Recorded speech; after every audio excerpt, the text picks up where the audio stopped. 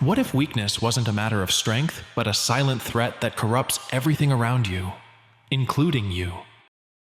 Imagine a room full of leaders and strategists, all carrying the confidence of those accustomed to deciding the fate of others. Suddenly, an unexpected and disconcertingly simple question arises. Would you trust someone you consider weak? In most situations, this question might seem harmless, but in that setting, it becomes explosive. For many, the answer could dictate not just a relationship, but even the course of an entire nation. This fictional scenario brings us to one of the most provocative questions in philosophy. To what extent is weakness truly neutral, or even harmless? For Nietzsche, weakness was far more than a lack of physical strength or self-confidence. He saw it as an internal state that could corrode not only the individual, but also the environment around them. But does weakness truly deserve such mistrust? Is it as harmless as we often think? Let's dive into Nietzsche's harsh yet fascinating perspective on what he called disguised weakness, a lack of inner courage that, according to him, could lead to resentment and even dishonesty. By exploring how Nietzsche connected weakness to self-deception and emotional dependence, we can begin to question our own attitudes and see how they impact our lives and relationships. For Nietzsche, weakness was much more than mere physical fragility or a momentary hesitation. He saw it as an inability to act with complete honesty, both toward others and oneself. This lack of honesty, he believed, breeds a kind of self-deception where people hide behind excuses and illusions to avoid confronting their own desires, frustrations, and limitations. Think of the times you've faced disappointment or loss and said to yourself, "I knew it wouldn't work out." It's a simple phrase, yet it often carries a protective strategy, avoiding the admission of how much you truly wanted what you lost. For Nietzsche, this reaction reveals a form of weakness, distorting the truth to protect one's pride. It's like building an emotional armor to avoid the discomfort of facing reality. To illustrate this, Nietzsche referred to the protagonist of Dostoevsky's novel, White Nights. This character experiences an intense but unrequited love. After opening his heart to the woman he loves, he is rejected. Instead of acknowledging the pain and frustration of being left behind, he convinces himself that he is at peace, claiming that her happiness is all that matters. Deep down, however, he knows he is lying to himself. This lack of self-honesty prevents him from accepting the loss and moving forward. Nietzsche believed that such behavior signals a deeper weakness, not merely a lack of courage, but an inability to confront the truth and act according to one's true feelings. This disguised weakness, as he called it, has harmful effects, not only on the person experiencing it, but also on those around them. Those trapped in self-deception and avoidance of their frustrations often spiral into an invisible prison, where the cycle of illusion and falsehood only intensifies over time. For Nietzsche, internal weakness is like a trap one builds for oneself. Worse yet, it often becomes a cycle. The more one hides behind illusions to avoid confronting the truth, the harder it becomes to live authentically and face challenges honestly. And it is within this cycle of self-deception that Nietzsche identified one of the most corrosive feelings: resentment, an almost inevitable outcome when one fails to confront their own weaknesses. For Nietzsche, weakness didn't stop at self-deception.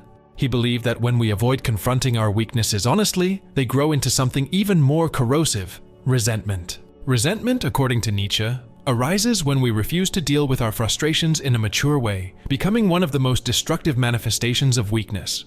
Consider a common scenario: someone who constantly goes out of their way to please others, expecting recognition or reciprocation in return.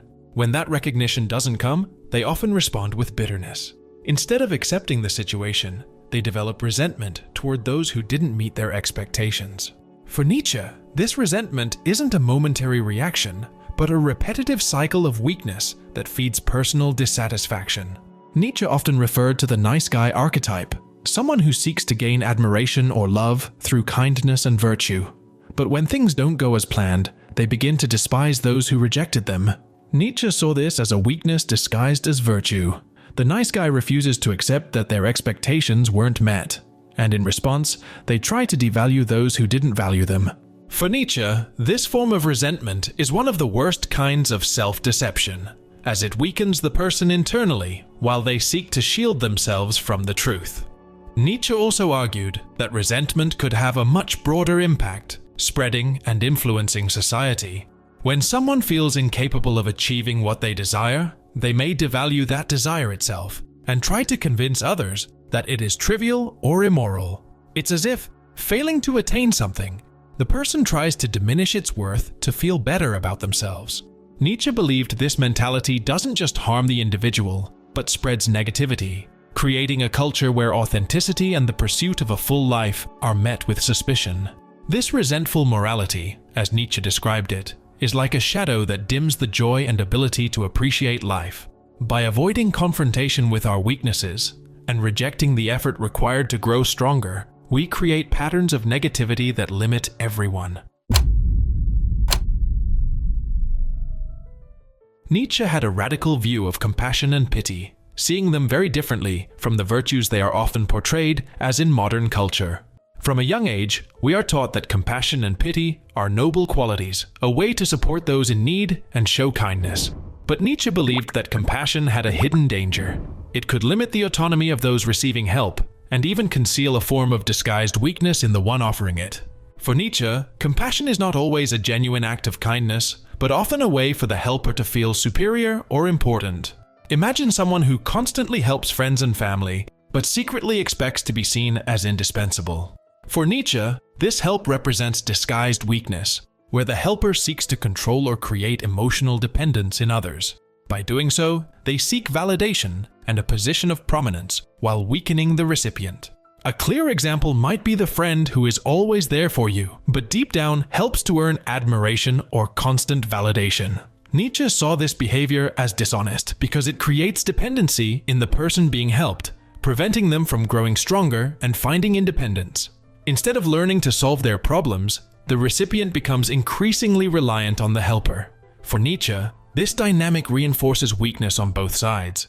Nietzsche believed true strength and generosity lay in encouraging others to build their strength, not in keeping them in a state of fragility. He called this approach magnanimity, a form of generosity that aims to empower others without fostering dependency. For Nietzsche, magnanimity reflects genuine strength, as those who are truly strong don't need others to be weak to feel superior. To Nietzsche, compassion rooted in dependence or hidden motives is a form of falseness, masking the insecurity and need for validation of the one offering help. And the impact of such weakness extends beyond individual relationships, deeply affecting those who live without an inner structure or solid foundation. After all, what remains for someone who feels they cannot even rely on their own strength? For Nietzsche, weakness was not limited to self-deception or dependence on others. He saw weakness as a lack of inner direction, an absence of will, or the strength to chart one's own course and pursue authentic goals.